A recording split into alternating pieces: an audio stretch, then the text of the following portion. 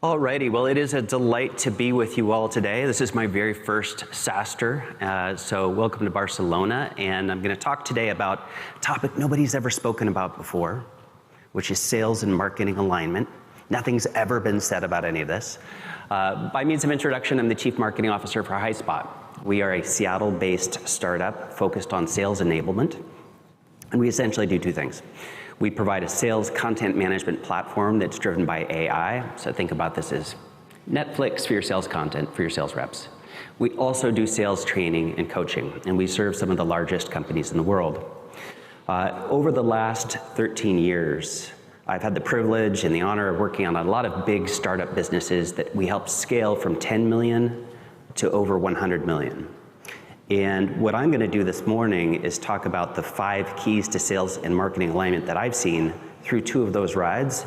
And I'm going to do it through an interesting lens, which is from a perspective of failure, where I did a bad job, where we did it wrong. So that as you're scaling your businesses, you may not repeat some of the mistakes that I've made in the past. So let's get started. I think it's useful to start with a shared definition of what do we mean when we say sales and marketing alignment? And a useful definition for me is a system that aligns strategy, communication, execution, goals, and communication. And it's useful just to pause on that for a moment and ask ourselves, do we really have that?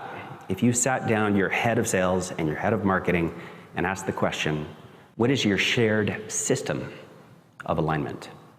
You may get a lot of answers between here and there. And what's interesting is that the system of alignment that you have when you have 5 account executives changes dramatically as you scale to 20, 200, or 2,000 sales executives. So whatever system it has that's working today, actually by definition has to change over time. So it's a really useful framework to think about. Now, we're all existing moment at this time in very interesting times. We thought 2020 was interesting. We thought 2021 was interesting, and here we are in June of 2022, and the economy that we have today looks almost nothing like the one we had 4 or 5 months ago. Maybe more so true in North America than in places like Europe and Australia, but very interesting times. And what we're seeing in the United States right now from a venture capital perspective is a premium being placed on driving efficient growth. So as you scale from 0 to 2 million, 2 to 10 million, it's not just growth at any cost, it's the efficiency of that cost, which is absolutely critical. And sales and marketing alignment is a terrific place to go figure out and improve efficient growth over time. And I'll share 2 interesting data points on this front. The first is that when sales and marketing teams are online, you see 2 kinds of things happen. First of all, this is from the Alexander Group. In the last 12 months, if you look at US-based B2B tech companies, only 35% of reps are hitting their quota. So that means 65% of the reps aren't hitting their quota, and these are reps that we are trying to enable. Marketing is doing field enablement for them, we're onboarding them, we're doing field marketing campaigns, we're driving MQLs to them, and they're not happy, and they're not driving the top line. That's also something that drives very lumpy growth over time. And so we can over-rotate and rely on the top 10, 20, 30% of the sellers that make our number every quarter, make the number for us every year.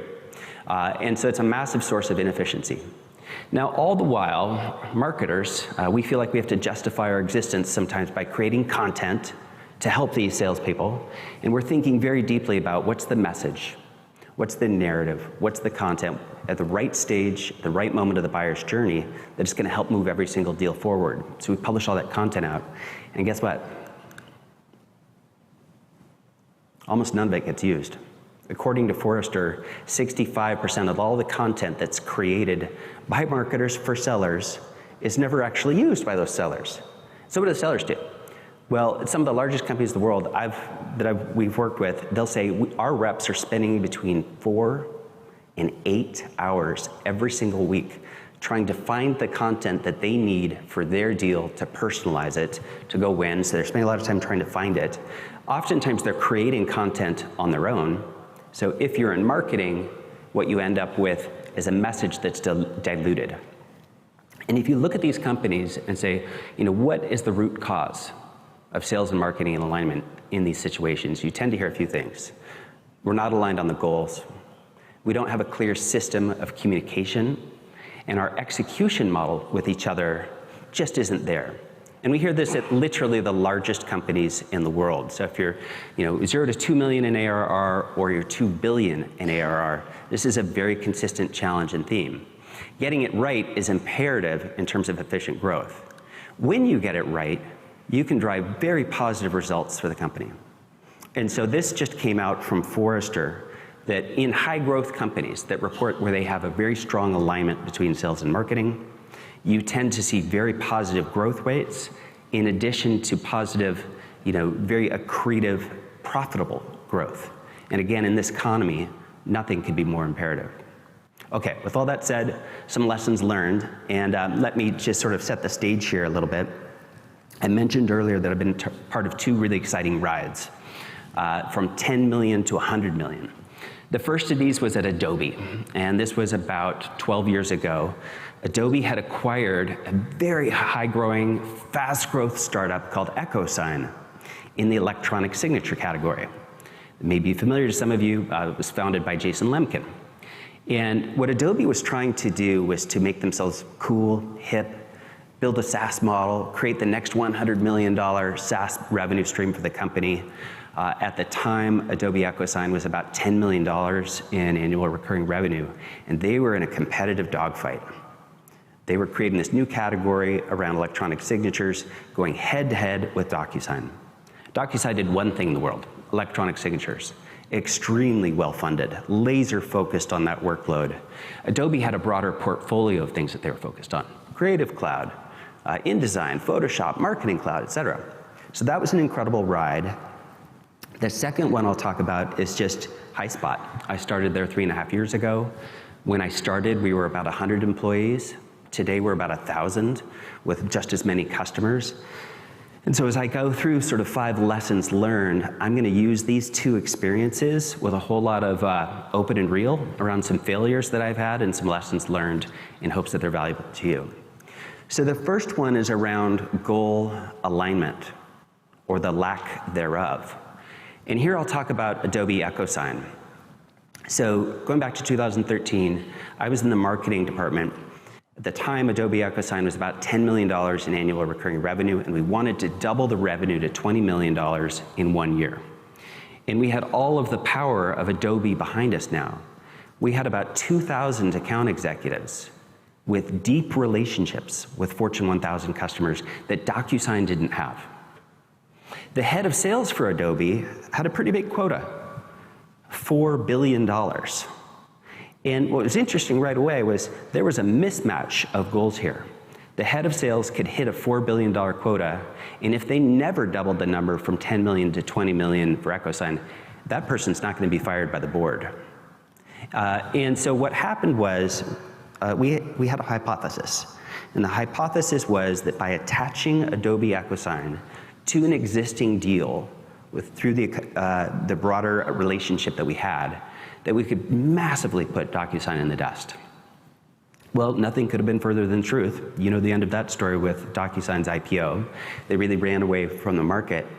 And what I learned was I had a false assumption around the goal that we were all aligned on. And if I could do it over again, there are at least 2 things that I would have done very differently. The first, and probably the most important, would have been really sit down with the CEO, the board, and the head of sales, and had a very deep, open, and real commitment on, are we really going to take $10 million and grow it to $20 million? Or are we going to focus on the $4 billion? It's a very, very tough trade-off, and we didn't have the tough discussion around aligning on that goal. The second mistake and thing that I would do differently here would be to really align on, what are the skills that you need to be very successful to go head-to-head with DocuSign in the electronic signature space? And a useful thing that I didn't do then, but I do all the time right now, is a seller confidence survey. And so literally, I will sit down now with the head of sales, head of marketing, we sit down together, and we want to do the work to understand, are our reps confident? Do they know our pricing? Do they feel great when it comes to value selling? How effective are they at price negotiation and discovery? And we jointly create a shared understanding of the baseline of where we're at, so that we can then use the next 3, 6, 9, 12 months to build up those skills needed to drive seller competency. And I think as most people in the room know, sales confidence has a direct correlation with quota attainment. So that was a gem that I learned. I do it all the time now, and it's a great thing that brings sales and marketing together. One scorecard, one shared understanding around how our sellers are doing. A second key learning that I've had along the ride was this notion of the relationship and the partnership that you have to have between the head of sales and the head of marketing.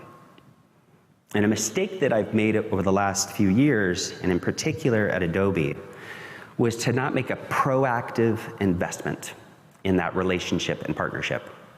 You know, with marketing and sales, we speak different languages. We're gold on different targets. There's top of funnel with MQLs. There's bottom of the funnel with converting what's in the pipeline.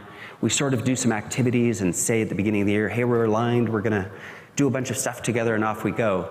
But at a deep level, are we talking enough about the hard questions about alignment and what needs to work? So at Adobe, it was fine. I didn't have a bad relationship with the head of sales. We talked, et cetera. We kind of did the business, but I never invested. And so I knew when I came to Highspot that I wanted to do it very differently. So when I joined, it was about November of 2018. We were 100 employees. We're all scrunched in an office that's really pretty small, but the executives had their own offices. And as we grew from about 100 to 140 employees, all of the executives were asked, double up, you gotta be in the same office. So very wisely, I'm like, I'm gonna learn this time and invest proactively in this partnership. I got the head of sales, Matt Weil, pulled him in and I said, you and I are sitting together for the next 6 months in one tiny little office, scrunched up together. And we literally spent many months on the same calls, looking at the same scorecards, having a lot of discussions with each other. We actually became really good, close friends and had dinner and wine together. And what it has enabled us to do is to have open and real discussion about what the two teams and the two functions are doing and how we win together. It allows us to disagree and commit, to give very difficult, tough feedback to each other. And I think maybe most importantly, we are modeling the behavior that we want to see across the entire organization. I've spoken to about 10 or 15 CMOs in the last month or two about sales and marketing alignment, and I've heard over and over again that that relationship you see at the top sets the model for what all of the lieutenants and the people on the field are doing. So proactive investment into the relationship, I think, is absolutely critical. The third area that I've learned and made a lot of mistakes on is this notion of one narrative, one story. And here's the anecdote. At Highspot, my first 2 years there, I spent a lot of time with the CEO of the company as the head of marketing, defining what's our thought leadership narrative, vision, our competitive advantage. Let's put all of that into a PowerPoint and get the CEO on the road and tell these amazing visionary stories to the world. And what I thought was, boy, if we do an amazing job for that with the CEO, we're gonna call that thing our customer overview deck, and we're just gonna take it and give it to every one of our SDRs and BDRs and account executives. They're gonna be able to do the same thing and off the run. Well, that was a huge mistake on my part, because the thought leadership vision story for the CEO isn't really the same as what an SDR and AE can have on an initial discovery call. And so I just made a really big mistake there. And so what landed on the front lines was a different narrative than the one that we were telling about at the top. We were leaving our SDRs and AEs to make up something on their own because they're speaking to different personas. Maybe it's below the line. They're just trying to, think about how to make a business case, et cetera. So it didn't stick, it didn't land.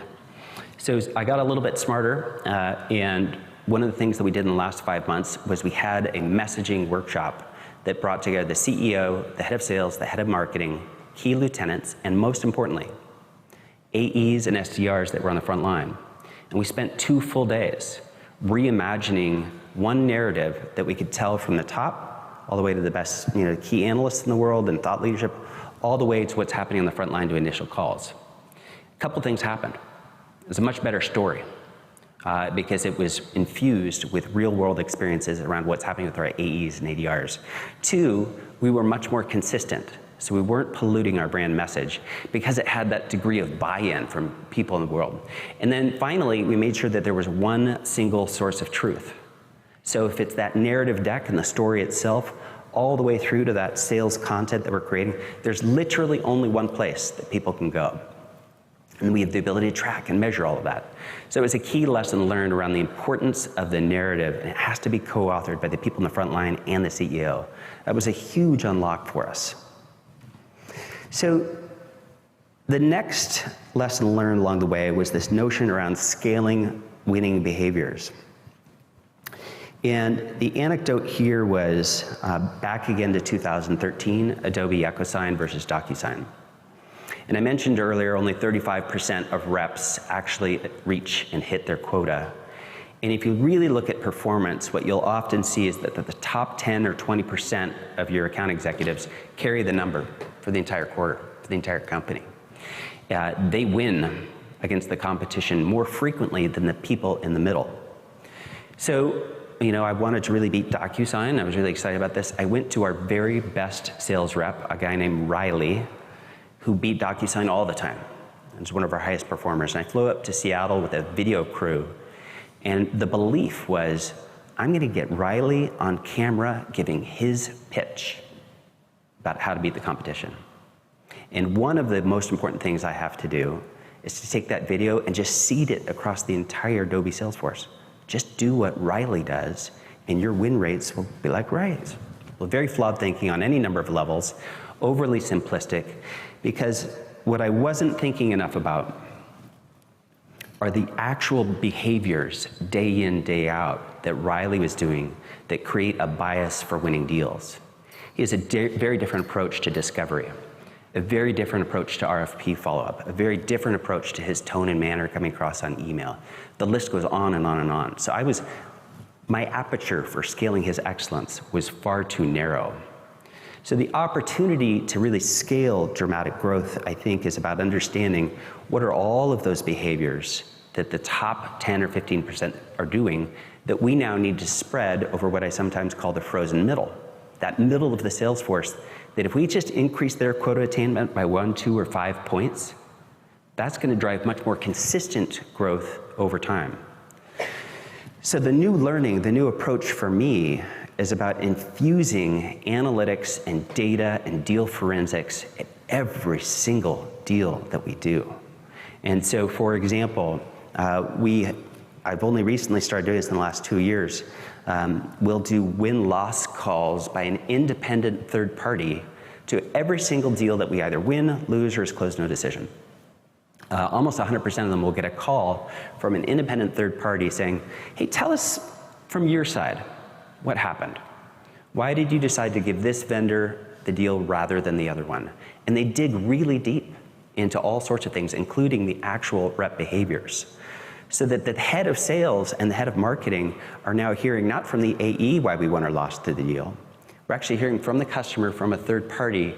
We're looking at one shared set of data together, the analytics and the forensics on that actual deal, that we can then pinpoint those are the behaviors that we want to scale up.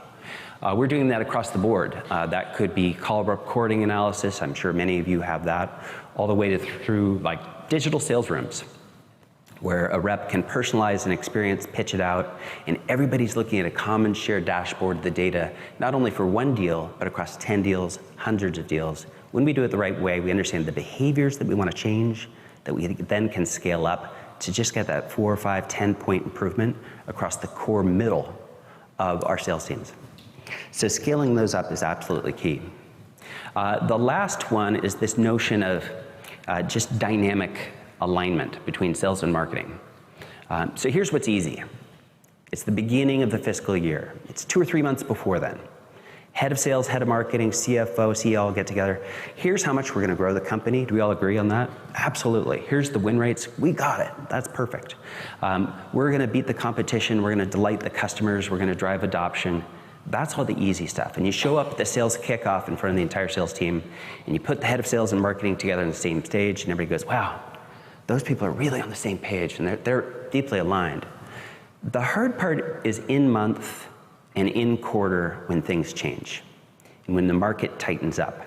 And how do you have a system to dynamically align in real time? And so I'll give you an anecdote here, which was a recent mess up on my part. So literally last quarter, we started off the whole year, the head of sales for Highspot, myself, totally aligned all those things. And what the head of sales realized is that we weren't as standardized as we needed to be on a consistent sales methodology. And that is a big lift to get everybody to sell with a common shared approach. We also needed to roll out a CPQ tool, which is also going to be a big change management issue for our sellers to get used to. Now, that same quarter, we were doing the biggest product launch that we've done in over a year. Product launch, if you're a marketer, it's just one of the most important things we do because it's where we tell the world from an innovation perspective, here are all the new things that we've done to increase our win rate on net new. Here's all the innovations that we've done. Here's how we work with the analysts to get them all excited about the new features and capabilities. And for our existing base that we are trying to retain right now, they have to know all of the great new things that we've done for them. And so from a product launch perspective, I have to get every account executive, every SDR, every SE trained on the new demo, the new value prop. I have to get the customer success team totally aligned. And I sometimes talk about this notion of the four wheels of the car: sales, marketing, enablement, and customer success. And if all four of those wheels aren't pointed in exactly the same direction, that car does not go very quickly. Well, what I realized this quarter was the left wheel was pointing in one direction and the marketing wheel was pointed in the right direction. And we just made a mistake. And the net result of that is we didn't stick the landing, I think, as much as we would have, could have, should have. And so the lesson learned is to have a system, a framework for in-month and in-quarter real-time alignment and make sure that we're checking in on priorities with each other much more dynamically.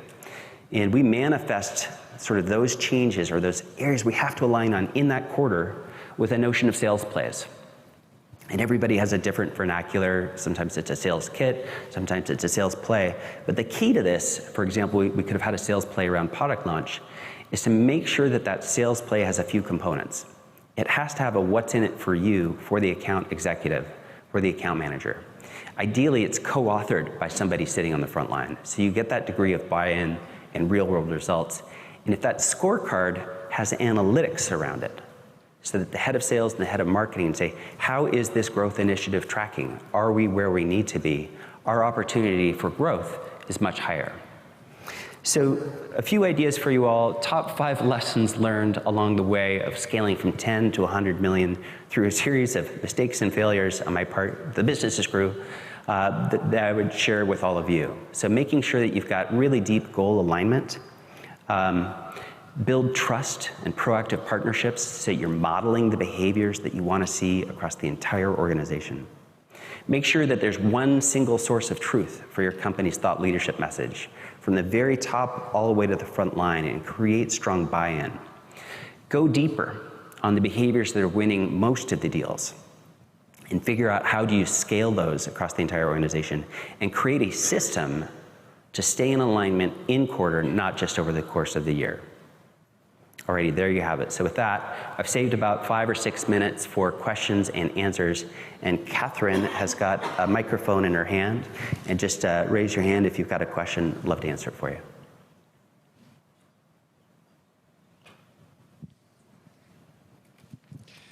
Thanks a lot for the presentation, Miguel Cruz from Dexma. So my question is, well, if Elodie and myself, she is the marketing director and the sales director, we had to have a shared dashboard. Which are the main KPIs that you would suggest to have there? Like number of MQLs, things like that. Yeah, great question. And I think first of all, you're 50% of the way there. Most sales and marketing teams don't have a single dashboard together. There's 2 different dashboards together, or 2 different dashboards. That's job 1. Job 2, I believe, is to focus on pipeline and pipeline conversion. MQLs are absolutely critical. That's top of the funnel, and you're going to have to do it. But at the end of the day, what the boardroom is measuring most of us on is what's the state of our pipeline. And so as head of sales, you can be able to drill into how much pipeline is marketing generating and how is that converting. Marketing can look at how much pipeline is being converted by the sales team and understand, how do I accelerate that? How do I do more with field marketing? How do I do more with account-based marketing? That's my quick answer. Thank you.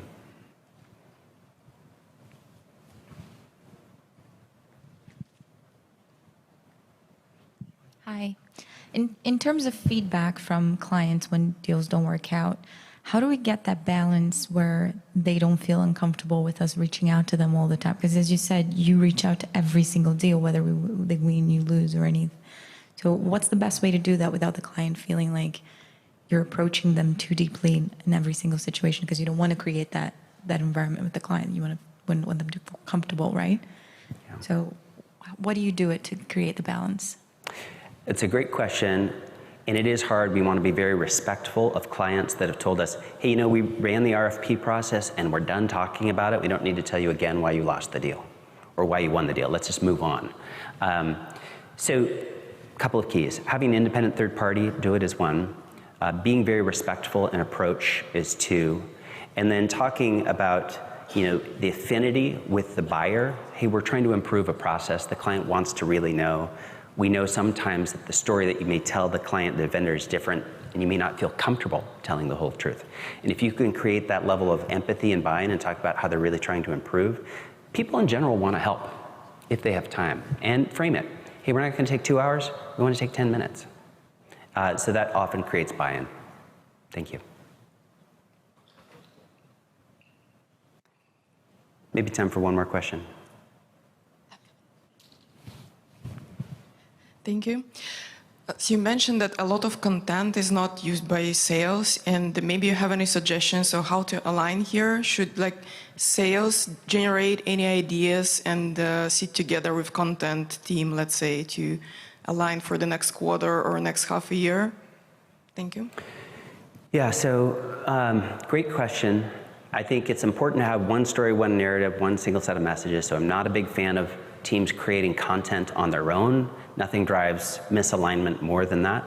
I think marketing teams have to have an exceptionally high level of empathy and understanding about what sellers really need. One of the ways you get that is by sitting in on deals together, listening to gong calls together, really doing root cause analysis by stage. What's the content that actually would have helped move the needle or not? Develop that shared understanding and agreement first, and then develop a content and an editorial calendar that delivers on that over time. It's also really useful to have analytics on content. And so just understanding what content is working and which isn't, that drives really positive outcomes, is a second thing to go do. Maybe a third area is on the spirit of alignment. We'll have priority sharing meetings between sales and marketing. Sales will say, we need these 25 pieces of content. Marketing will say, I can do 5. Let's talk about it. And having that meeting that's open and real together is really key. And then when you do the 5, let's track your actual adoption of those 5. Sometimes marketing will ask for things that never really get used, every once in a while. So those are a few things that I think can really help drive that forward. Well, listen, it has been delightful to be with you all to share 5 key best practices to drive improved sales and marketing. One more question in the back. Oh, go ahead. Sorry, just a quick question. In terms of alignment, if we're on a remote team basis, how often and how long would the calls have to be between head of marketing and head of sales? Great question. I think it always depends. I can tell you personally that I speak with our head of sales, even with just a 2-minute phone call or a quick Slack, almost daily. And sometimes it's the 90-second touch point that's more important than the 90-minute meeting with frequency and connection. So that's my perspective, but I think every company and every personality is going to be different.